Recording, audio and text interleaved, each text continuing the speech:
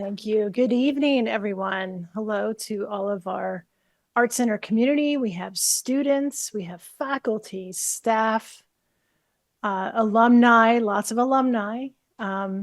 We have some folks from ArtCenter 100 and a lot of great friends of the college. And we are in for a treat tonight. I am absolutely thrilled that Sugimoto-san took the time to join us here at ArtCenter. You're a very busy man, and you're a very special alumni here at ArtCenter. It took the perfect time for us to bring this all together, and there's a couple of people that were a big part of this evening. In particular, our amazing trustee, Philip Seraphim. No, Philip is in here yet? There you are. Hi, Philip. And Matthew Ralston, who you will see some of his work. Hiroshi, you have a lot of fans here tonight, and we are so honored to have you here, in particular because you are the recipient of the 2021 Lifetime Achievement Award. Yes.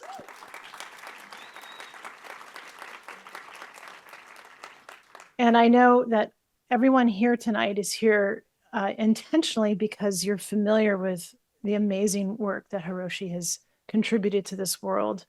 It's inspiring. It's beyond words. And I'm really excited for us to introduce Hiroshi through the voice and eyes of Matthew Ralston in an incredible video that we're going to show to kick this evening off. So let's get started. Thank you.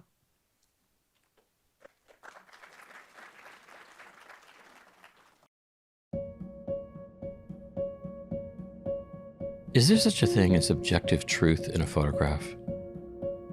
Can a depiction of nothing be a valid work of art?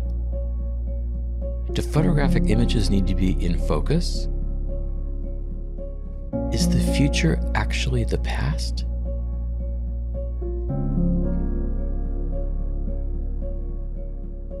Hiroshi Sugimoto is an internationally renowned artist, photographer, and architect whose esoteric practice has explored and redefined human concepts of perception, space, time, and light. In so doing, Sugimoto has altered our understanding of history and the nature of existence itself. Sugimoto was born in Tokyo in 1948 and moved to the United States in 1970 to study photography at ArtCenter. At ArtCenter, Sugimoto acquired and polished the fine photographic skills that have become a hallmark. He places extraordinary value on artistry and expression, printing his photographs with meticulous attention to detail.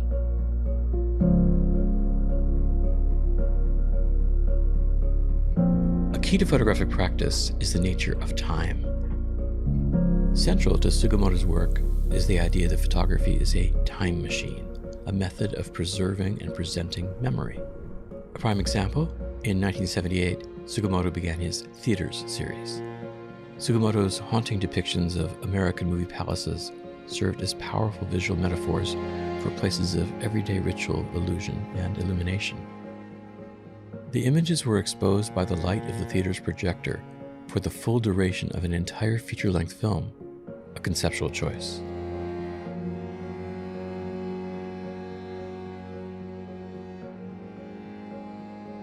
Numerous exhibitions and monographs have been devoted to Sugimoto's various groundbreaking series of images. The dioramas of 1976 were the first works to bring Sugimoto international acclaim. He photographed diorama displays in natural history museums so that they appeared to be documentary photographs of nature. Sugimoto was using photography to question the assumption that the camera never lies. Closer examination revealed a different truth. In 1980, Sugimoto began an ongoing series photographing the sea and its horizon. Although made in locations all over the world, the black and white seascapes are all exactly the same size and composition, divided exactly in half by the horizon line. The wildness and power of nature abstracted and reduced to pure geometry. Sugimoto's architecture series intentionally blurred images of well-known examples of modern architecture, no less precise than a perfectly focused image, conveyed an emotional content never before seen in depictions of modernism.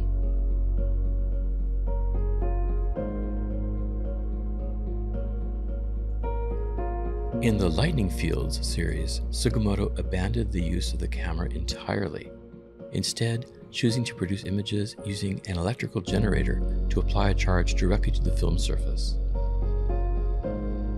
Sugimoto's polarized color went far beyond the boundaries of conventional photography.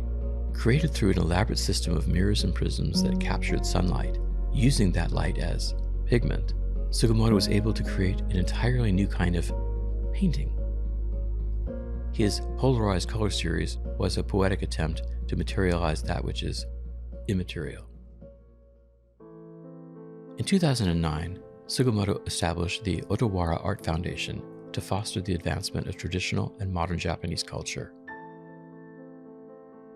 With New Material Research Laboratory, Sugimoto's architectural firm, the aim is to develop new materials for construction based upon ancient Japanese materials and techniques, all in the context of a distinctly contemporary design sensibility. Sugimoto's creative output is driven by goals outside of himself. His works consistently question conventional meaning and attract through visual delight. Sugimoto has been able to anticipate and envision the future, to discover what's yet to come. Confident and fearless, he leads with curiosity and empathy. How fortunate we are to honor ArtCenter alum Hiroshi Sugimoto, whose work is a testament to ArtCenter's mantra: learn to create, influence change. Hiroshi Sugimoto, the Lifetime Achievement Award, 2021.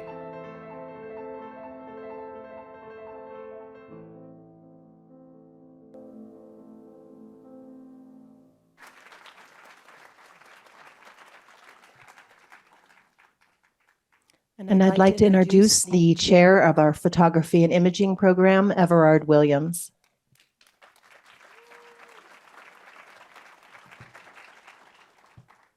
Good evening.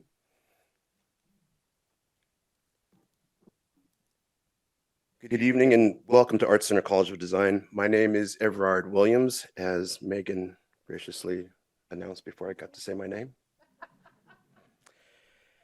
Can a photograph capture the essence of time? How does stillness reveal the narratives of our existence? These questions have driven the remarkable artistic journey of one of our most distinguished alumni, Hiroshi Sugimoto. We're delighted to welcome you back to ArtCenter, Mr. Sugimoto. Sugimoto, a master of photography, transforms the ordinary into the extraordinary. His images invite us to see beyond reality and into a space where past, present, and future converge. Recently, his vision has expanded beyond photography. The Inura Observatory in Japan exemplifies his broader artistry, integrating architecture, landscape, and art into a cohesive exploration of human perception and natural phenomena. Joining Sugimoto in conversation is Jori Finkel, an insightful voice of art journalism. Her work for the New York Times and the art newspaper, including recent coverage of Sugimoto's Point of Infinity sculpture, demonstrates her keen understanding of contemporary art. Finkel's contributions extend beyond print. Her Emmy-nominated documentary, Artist and Mother, and her book, It Speaks to Me, bridge the gap between artists and audiences, making contemporary art more accessible. As these two perspectives come together on stage this evening, we anticipate a rich dialogue. We invite you to join us in exploring new ways of seeing and understanding the world through art. Please join me in welcoming to the stage Hiroshi Sugimoto and Jori Finkel.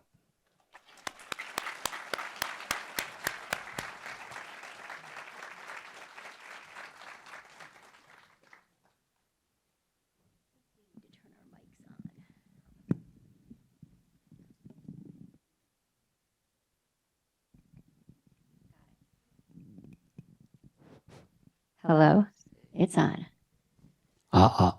It's on. And you start by laughing. You start with laughter. That is not surprising. It's been a year since I had the chance to meet you in San Francisco. Yes. And I have to say that was a highlight of my summer.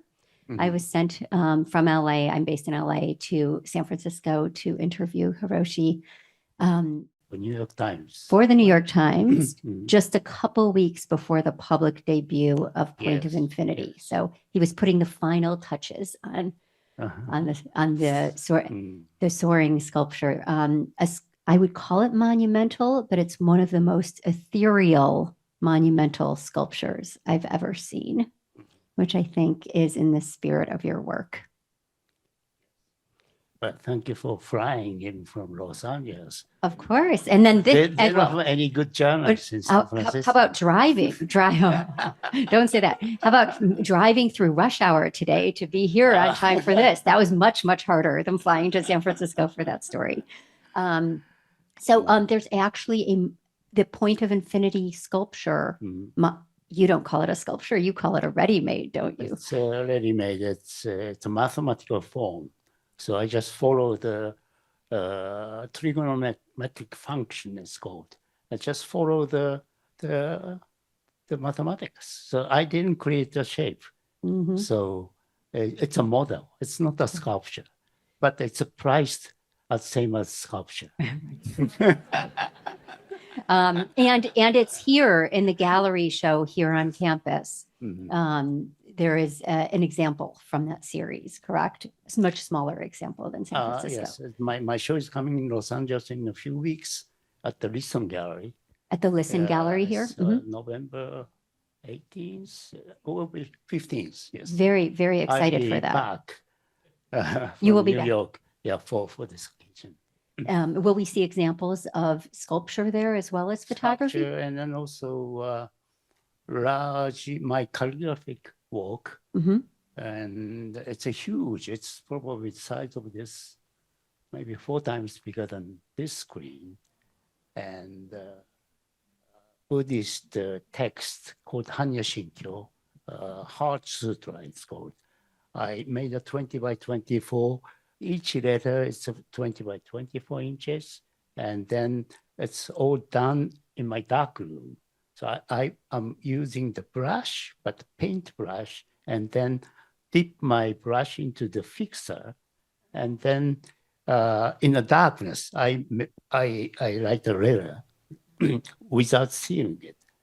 And then I flash it after my letter completed. Then process it in the developer. Then fixer part remained unexposed. So it's that white letter against black background shows up. I'm excited to see it. And then I did it one by one for the 272 letters, hanging one by one. So this was shown early this year at the Beijing show.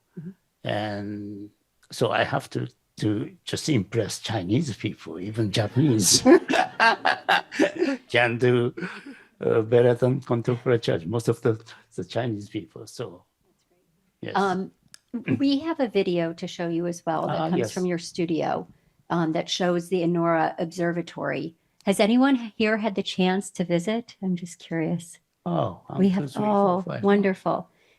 So for those of you who haven't been able to visit in person, you will get to travel with us Right. for This just is, a few minutes because it's an extraordinary place. 8 years ago, I opened this facilities called the Enora Observatory. So it's not a museum. I call it the observatory. And then this video will tell you why it's named observatory. Yes.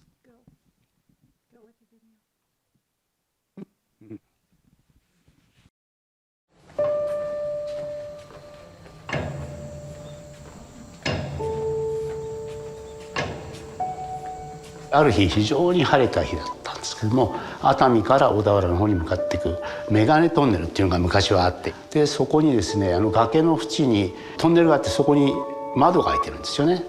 でそれでまずパッパッパッとこう映画のコマ落としみたいに海が見える。それで急にここに出るんですよね。そうするとこう180度広がってる海がこう見晴らすことができる。でその印象がものすごく強くて、でそこから僕の記憶が始まるということになるんですよね。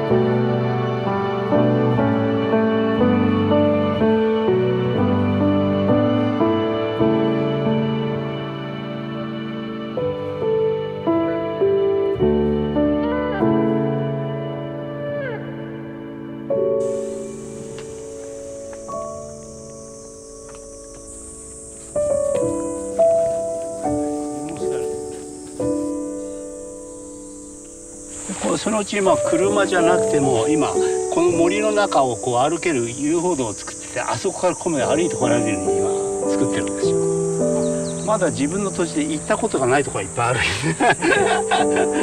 行ってみたらすごいところあったら、これ竹林も初めて入ってみてすごいなってんで今手をつけ始めてるんですね。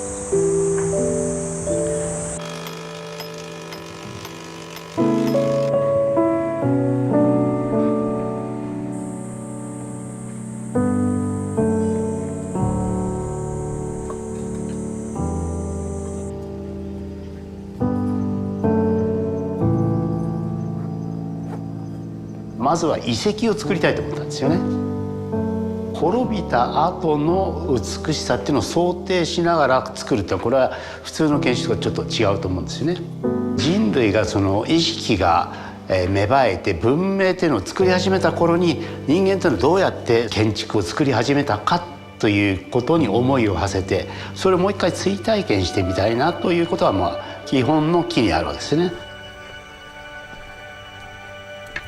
一番最初のコンセプトというのはこの地下の70メーターの水道が、冬至の日に向かってその太陽が昇るところに向かって伸びている。これが最初の構想で、それに対して付随してじゃあ夏至の日、それから春分秋分の日はどうなのか、そういうその宇宙の運行上の軸線を人間がその自意識が芽生えて自分は何なんだろうと思った時に、やはりその一番最初にしたことっていうのは自分の場所を知るということですね。それでやったことというのが太陽の運行の規則性っていうのを認識するということが一番最初の人間の意識の始まりの行為だと思うんですね。そういうものをもう一回再現してみようと。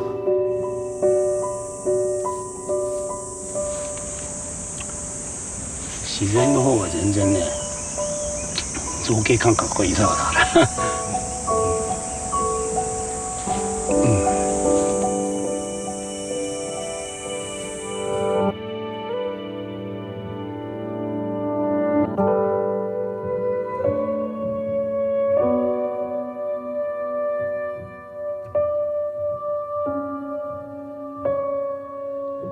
らなんかこう人生の総まとめみたいなもんですかね。人生の宿題を終わったなっていう感じがしますけどね。これは誰が作ったっていうその記名性も忘れ去られてもいいような、誰が作るともなくあるっていう、そういう佇まいの方が想像上では美しいな、ロマンティシズムっていうんですかね、ある意味では。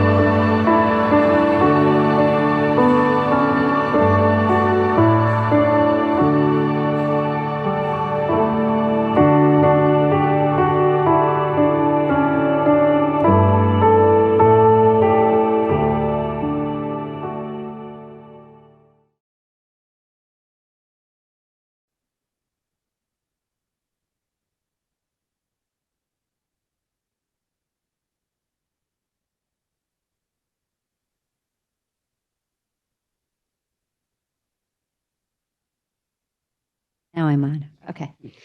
Um,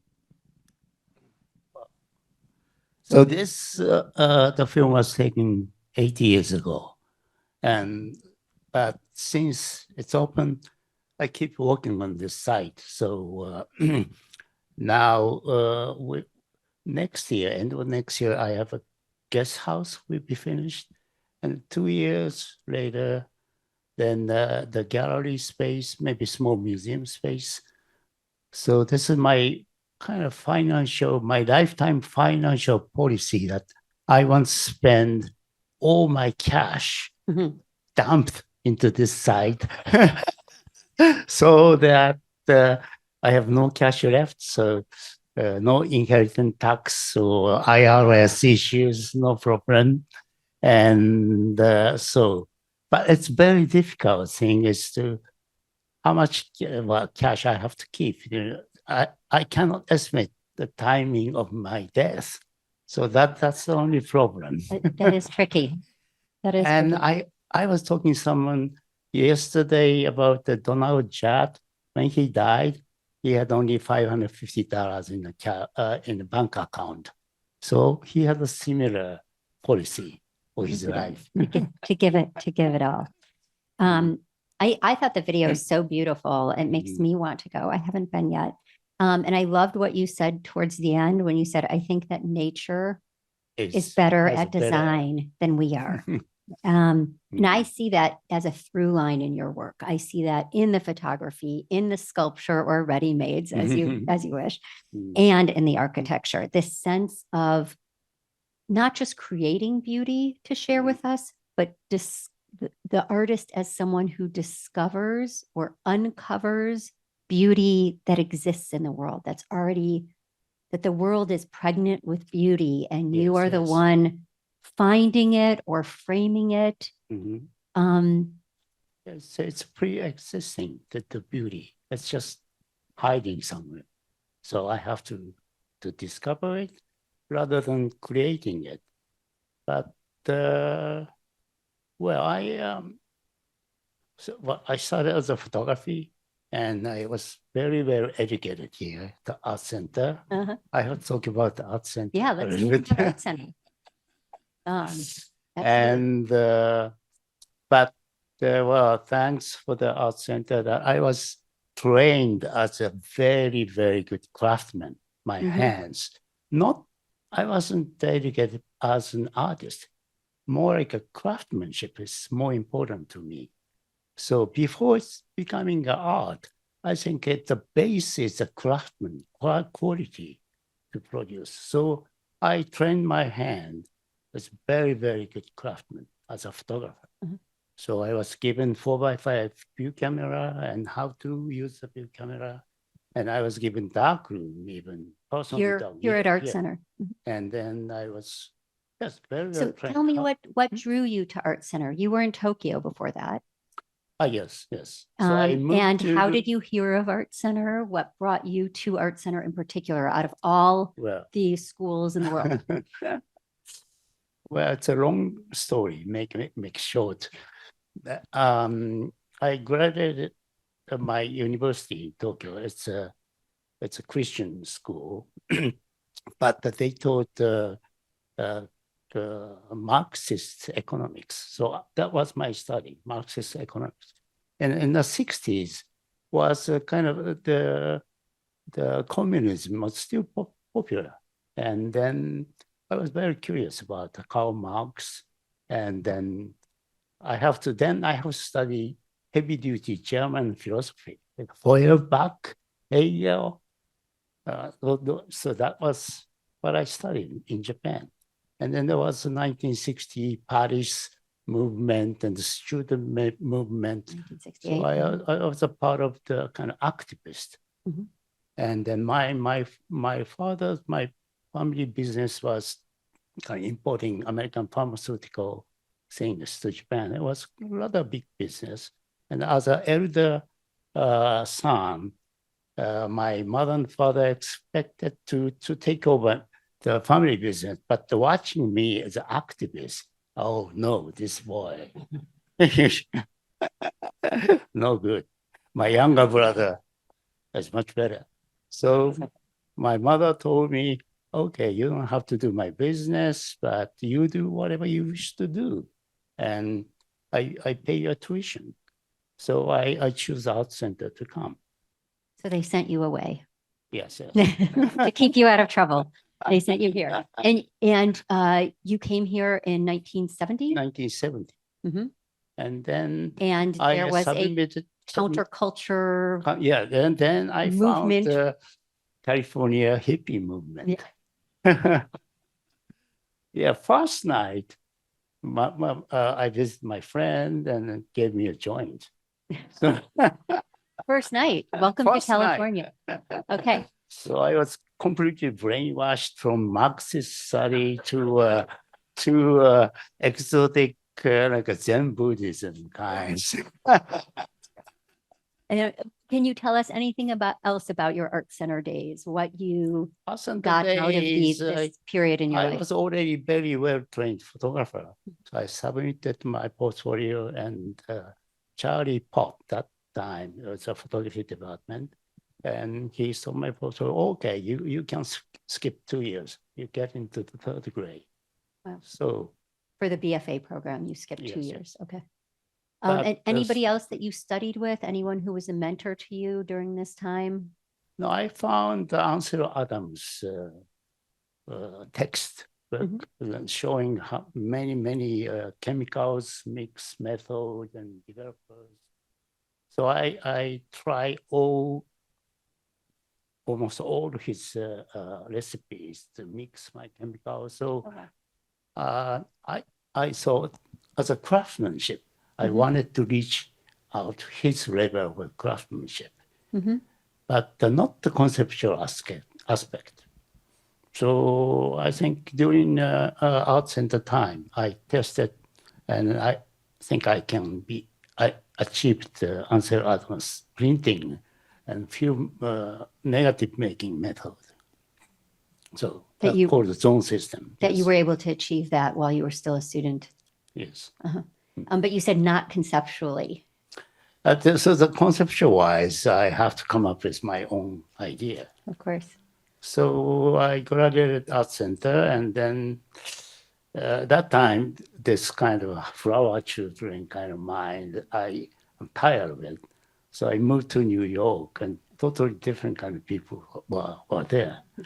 And I don't say they are smarter than Californian people, but Don't say. But it was certainly, California people is more enjoyable people. but at the time, we'll take that. We'll take that.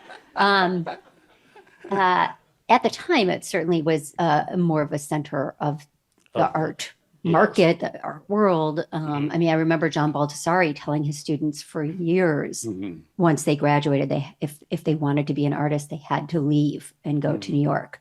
And it was only about 10 years before his death. So about 15 years ago, John revised that to say, if you want to be an artist, you can stay here in LA. So I thought I moved to New York to get a job as a photographer. So I took a few assistant jobs. Commercial photography. Commercial fashion photography was very fashionable. So, but within the 2-3 months, I found out, no, this is not my job.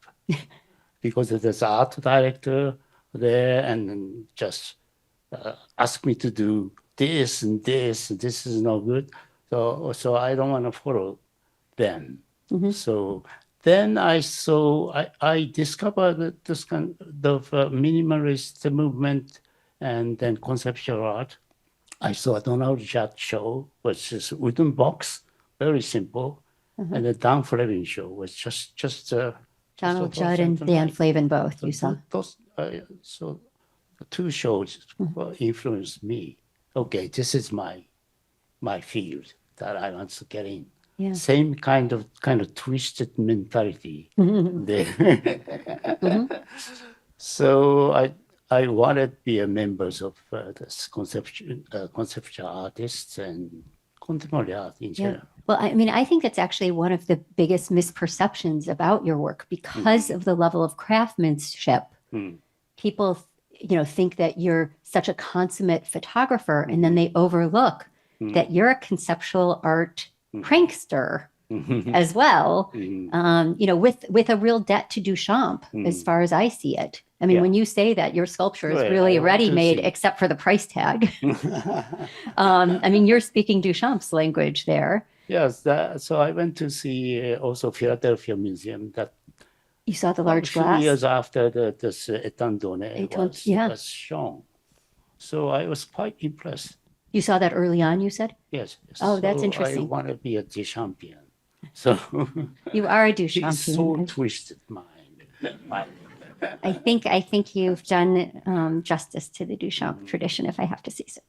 So I thought myself, well, what kind of medium I can try? And the painting, sculpture, they're all done, I think. Photography might be the chance because this photography never been considered as a serious art that time. It's kind of second-class citizen of the art society. So I asked myself, well, if I can push this photography to be pushed up to the serious art, that's my mission. Yeah. So because I'm very well crafted, trained as a photographer, so I use my hand and make a beautiful photography. So, but at the same time, as a conceptual art, but my art should be the perfectly printed, crafted, Right. fine photography. Right. So, So the kind of that's the two conditions. rigorousness of both. Yes. Of both I the don't want craft to and the concept. criticize as a conceptual art, so the photography is lousy. Right. And that happens That sometimes. happens. Yes.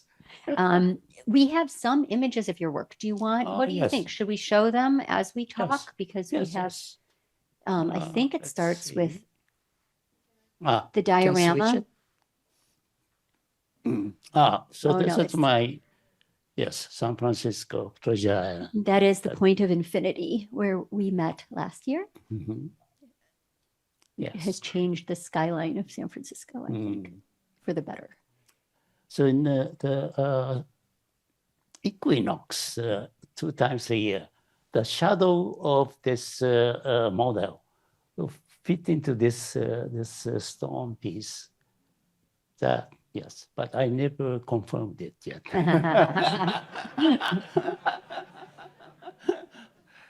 This is a Herschel Museum project, and this is the plan.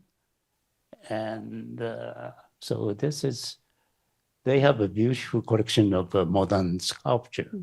And then I offered what would be the best background to see the modern sculpture. It should be the pre-modern structure of stone. So this is many castles in Japan. So those are the 16th century style stone piling method.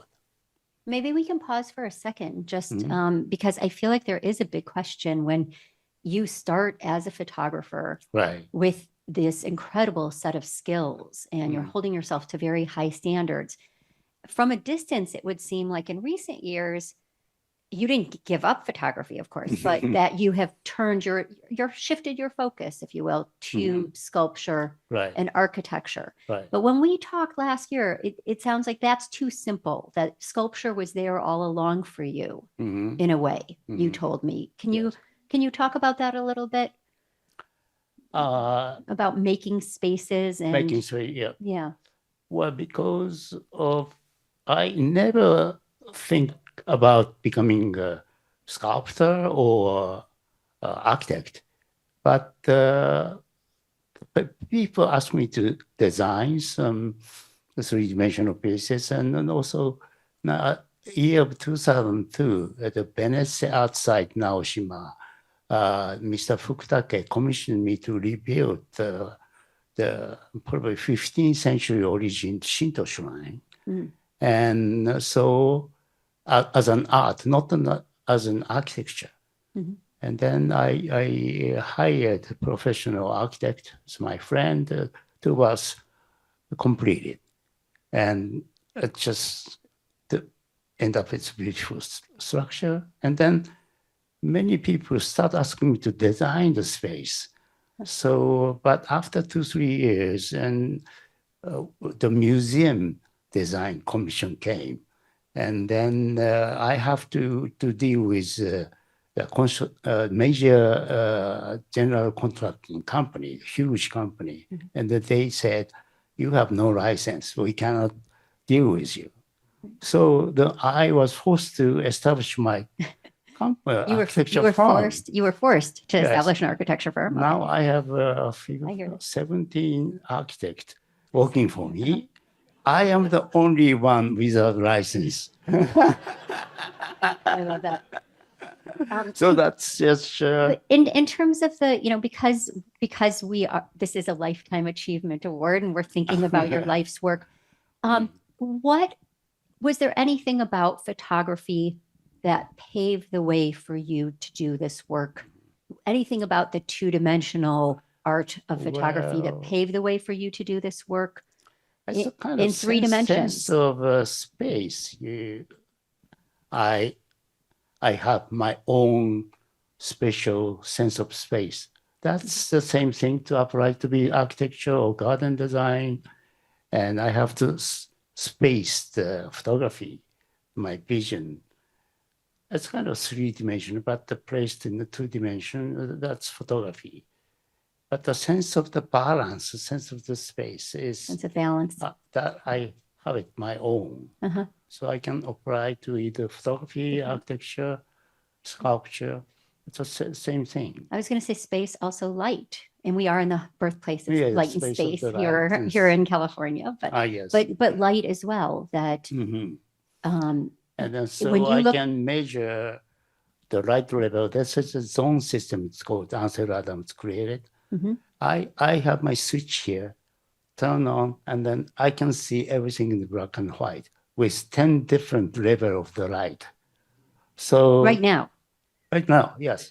And then trying to that's the some, photography, my photography never have a pitch dark or white washed out. That's always, even in the white, there's the gradation, and even the pitch black, there's a tones of gradation. So 10 levels of the different level of the grayness, and then I can only choose 4 level. That's the that's the capacity of the film can create. So I have to choose which black. This is 9 level. Probably. 9 level. This is 4 to 5. So I can read it, everything in the black and white. That's the sense of the light that I can switch on. And it's the same kind of things. like with the Anura Observatory, yes. and you're so oriented to the solstices and to the source of light. So, and then also the sense of time, the passage. Now I'm at the age of 76. Amazing it's been. I came here in Los Angeles, and it's been 50th year now. So I spent most of my life in United States. I never thought about it, but when I came here at the age of 22, cannot imagine that I am going to be 76. That time, Beatles song called "When You're 64." Well, now Will that you still love me? Will you still feed me when you are 64? Boom, boom.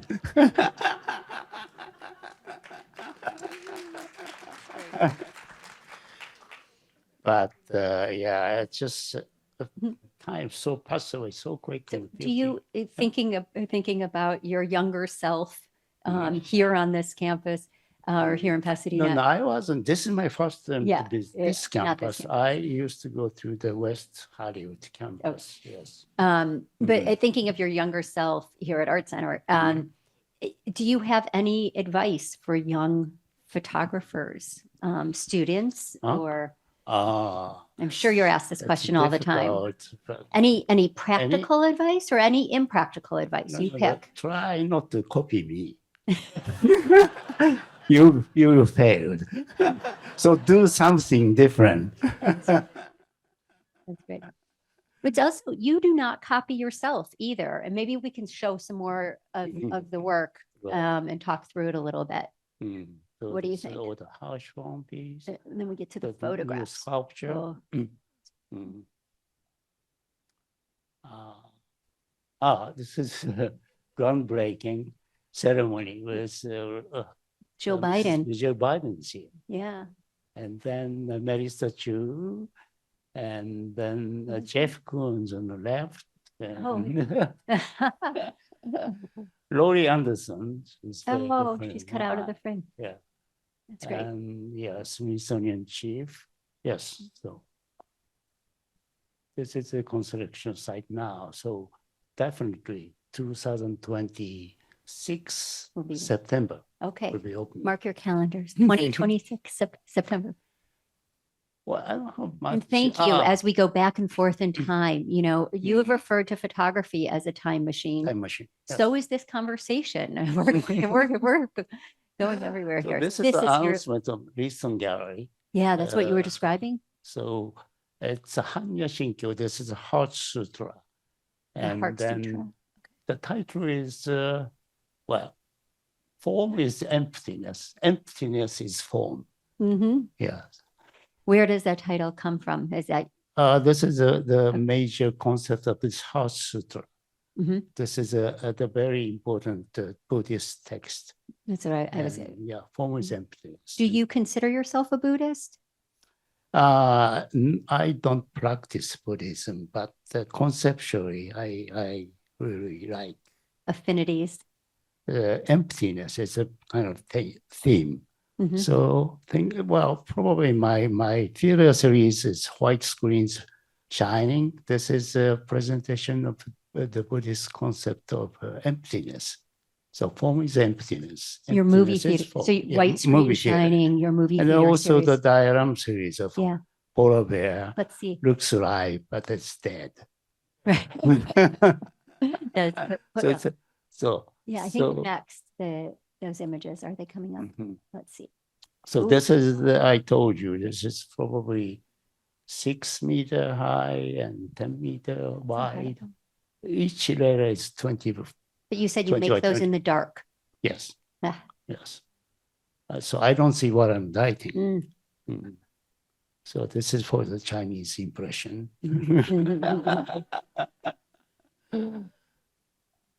And Here. yes, this is a famous 12th to 13th century Buddhist figure. Mhm. And I was able to photograph it. So do you have a meditation practice? I was just always curious. I've never. No, I don't. I'm always dreaming. So it's almost like, Mm-hmm. I don't know. I'm meditating or dreaming. Okay. But I don't sit like this. It's not, okay, Mm. not so organized. Mm.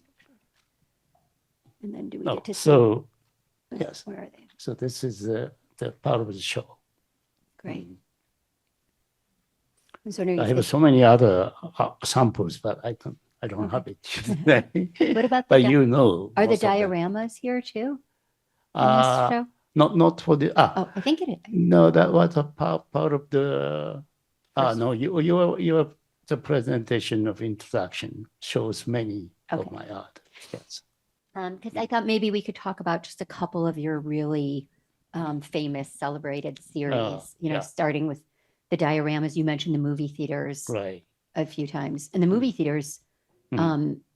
That was started from 1975. mhm, I graduated at ArtCenter 1974. or- yeah, Moved to New York, and then almost within a year, I started creating my own art. uh-huh. And first came the dioramas and then Also the diorama, Uh-huh. and then the the natural same history year, museum. yes, theaters. Mhm. The theaters, yes, I was in New York, and I rented a very small studio, $125 a month, and it's a commercial loft, which is illegal to live there. But many artists start living in illegal loft that time. The problem is in the winter time, the heat shut off after the business hours. Yes. So amazing freezing cold. But if it goes down to -5 degrees, then automatically the steam system on to protect the system from the freezing. But many nights it's freezing cold, and then I cannot sleep. So I start imagining my art. And then one night I'm always asking, what if?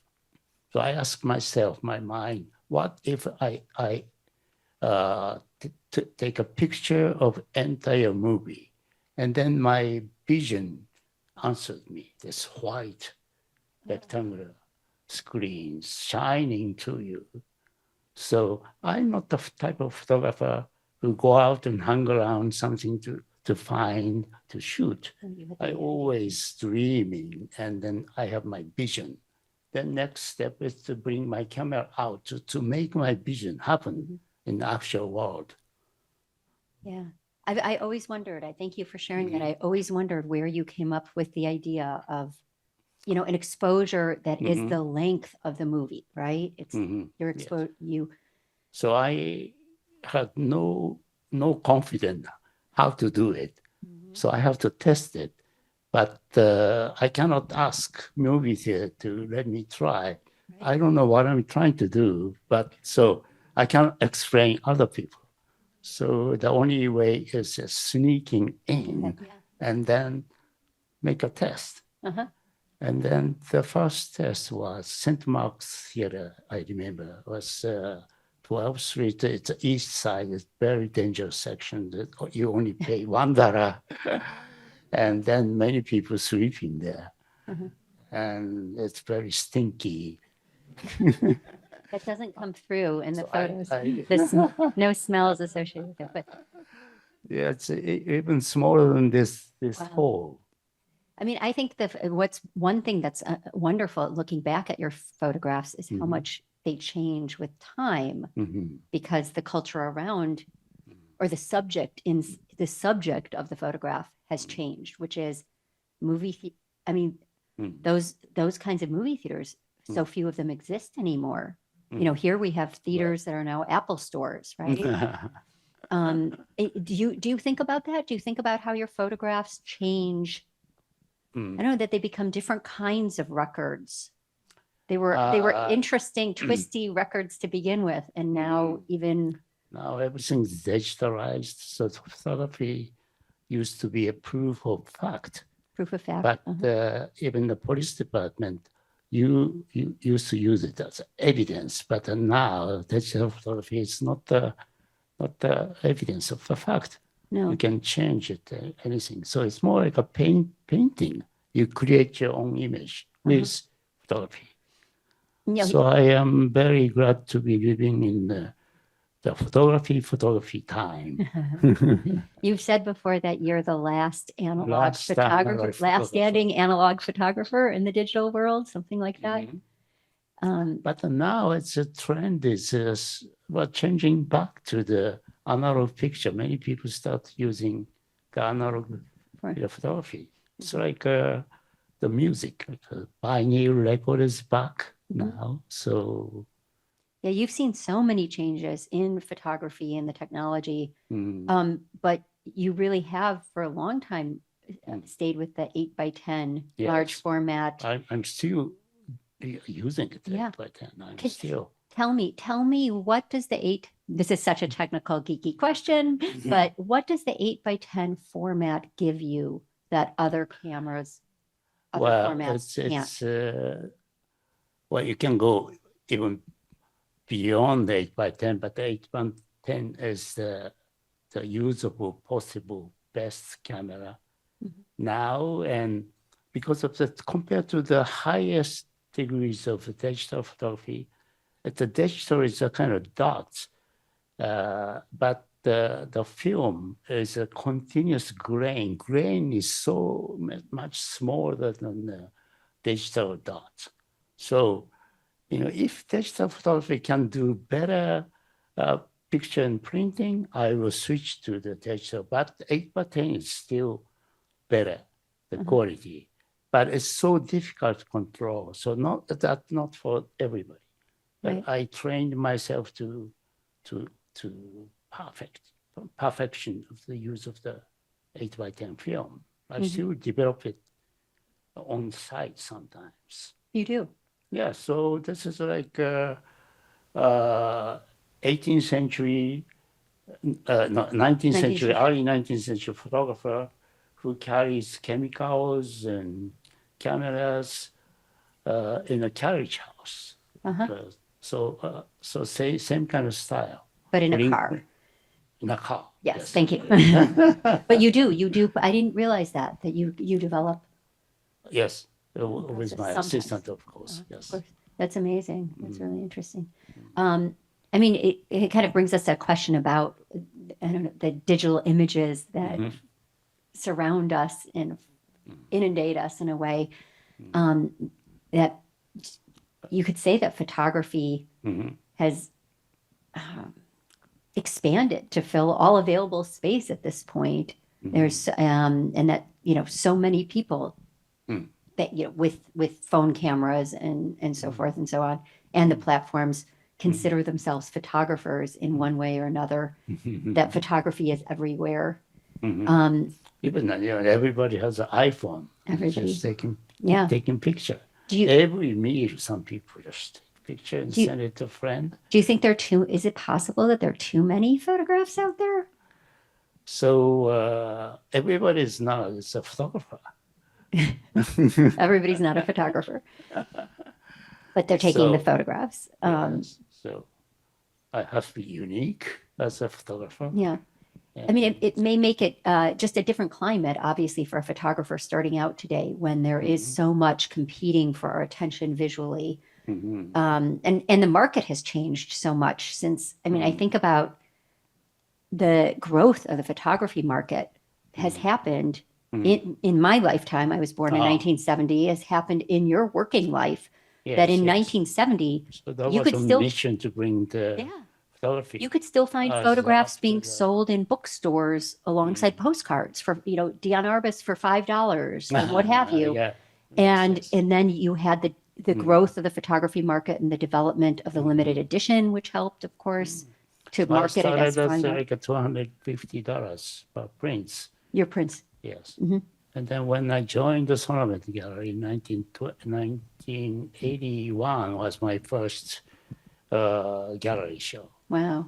And so then you've seen this great, tremendous growth. $3,000 edition, 25. So wow. so And then the price is going up and up. But then we've seen something happen, some kind of retraction, I think, in the last 10 years where, for example, focused, specialized, dedicated photography galleries, a number of them have closed down.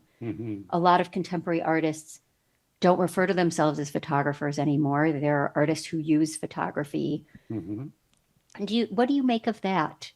Is photography as an art form, changing in some way, or the category? yeah, that was my mission to bring up the photography status, but I think it went out too much beyond my expectation. I did maybe something wrong. You're a victim of your own success. Well, that's something else you've talked about, the arc of your career and how it changed so much. And was it 1995 when you had the Metropolitan Museum of Art show? Oh, that was my first museum show. And then my price just went up. So that was, I was age of 52 or 3, I think. Wow. So the first 50 years. So you went from being. So I, the first time I make some money out of my art, and then, so that, I don't know how to handle this amount of cash, never ever have it. So I decided to use it for my foundation And then also I became a collector of myself as an antique collection. Yeah, what do you collect? Mostly spiritual object of Shintoism and Buddhism in a Japanese art. Okay. Mostly from 8th century to 13th century. I used to be a dealer for 10 years in New York. A dealer Yes. I of had a gallery antiquities, of antiques. Yes. Right. We're not back on the drugs. Yeah. So that educated me very well. And you were doing that when you started off in New York? At what point did you have the antique shop? Well, that was 1977. I married to my wife, and then she was a painter, and I am a photographer, and we didn't have enough income. So within the 1 year, the baby was born, and then we decided to divorce because she wanted to start her own business to feed herself and kids. And she was kind of established art connoisseur. She works for Seido company that time, and then came to New York and studied painting. So I helped her to open this the gallery on West Broadway near Sullivan Gallery, and then, but as soon as we opened the gallery, Isamu Noguchi came and he bought many pieces. Many artists came, and then within 1 week, it's sold out. And then before sold out, the New York Times Sunday art section was a full-page text shows up, and then it's just instantly sold out. So we decided not to divorce. We can together make money. We still love each other, but this financial issue was a problem. That's great. But the baby was so small, and so she asked me to go to Japan and buy things. Mm-hmm. And then I had no training as an art dealer, but I came up with a bunch of things, and then I saw a beautiful show at the Japan side in New York called the Minge. The shop name is Minge, gallery name, which means folk art. And then I saw the highest level governments and the Minge show at the Japan side, and I was amazed. Wow, this is the level that I have to reach.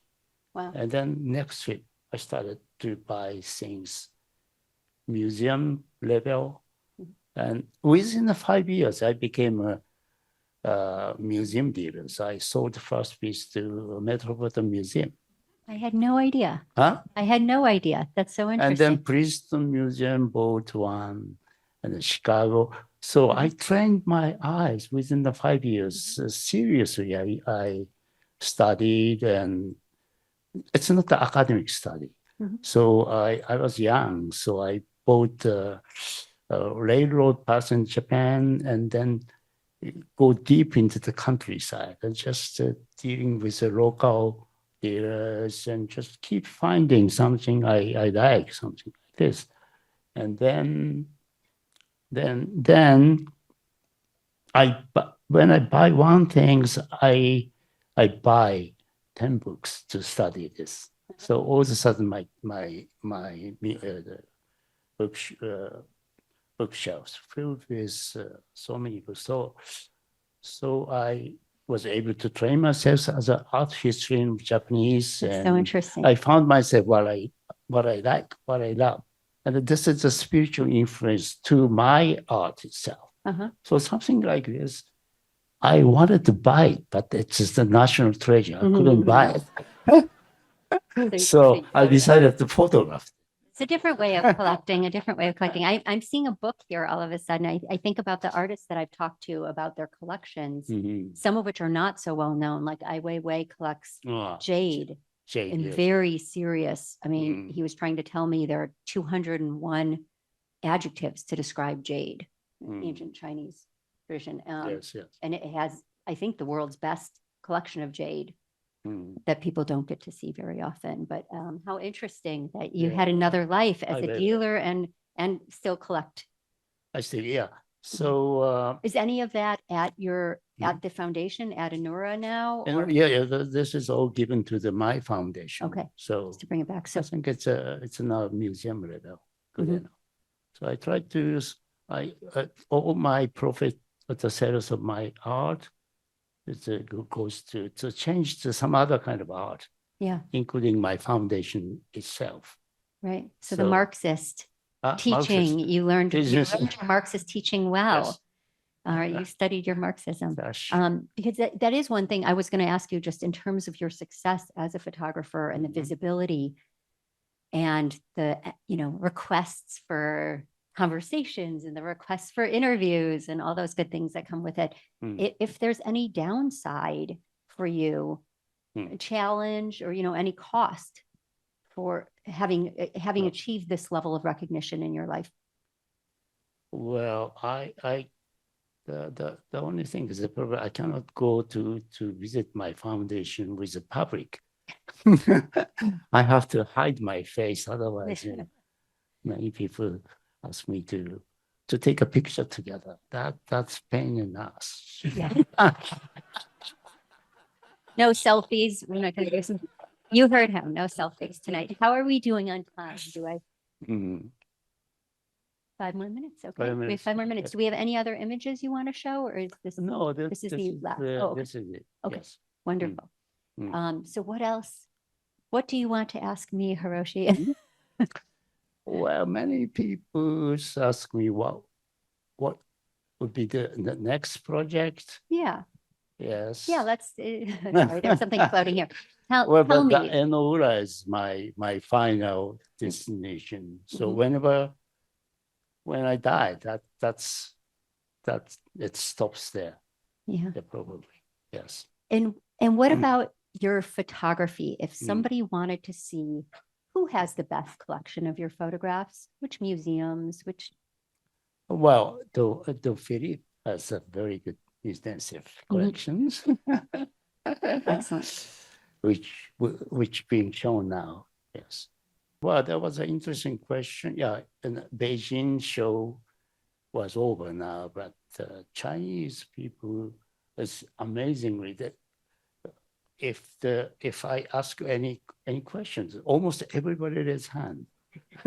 The Japanese almost nobody. I wait for 10 seconds and finally one guy. But the Chinese question was, what would be your next photography project? And I said, I never announced myself what I'm going to do next before it's completed, because I don't know whether it's possible to do it or not. So I'm always testing. Finally, it's confirmed this is good enough. Then finally, I announced. But towards the end of my life, I think I answered. I want to document the way I'm dying. So I want to bring my camera while I'm dying and just photograph it. But the problem is, I don't know where to process my film. Okay, that is the perfect ending to this conversation. Thank you. Thank you.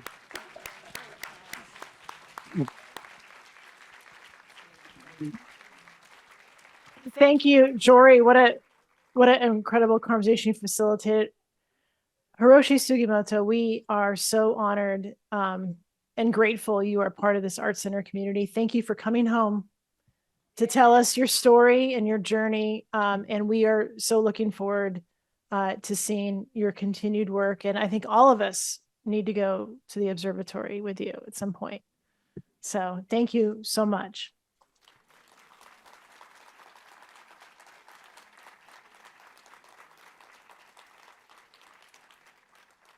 I know some of you had the opportunity before our conversation this evening to see a selection of Hiroshi's work from Philip Seraphim's collection. For those of you that haven't had a chance, we will have the gallery open until 10 o'clock this evening, and I encourage you all to go see it. It's an incredible collection that really does, I think, encapsulate a lot of what Hiroshi was talking about tonight. It's just a little bit, and I think it'll make a lot of sense for you to see his mathematical model and also his photography work and some of the sculptures. So please make your way down to our South Campus. There's a parking lot in 950 on Raymond right there, and you'll make your way through the Mullen Transportation Design Center, and we call it the hover space that you'll see. And please enjoy your evening. Thank you, everyone, for joining us here tonight. And Hiroshi, we look forward to having you back in Los Angeles at the opening at the Lisson Gallery. So we might just get you back here again, if you don't mind. Yes. Thank you, everybody. Enjoy your evening.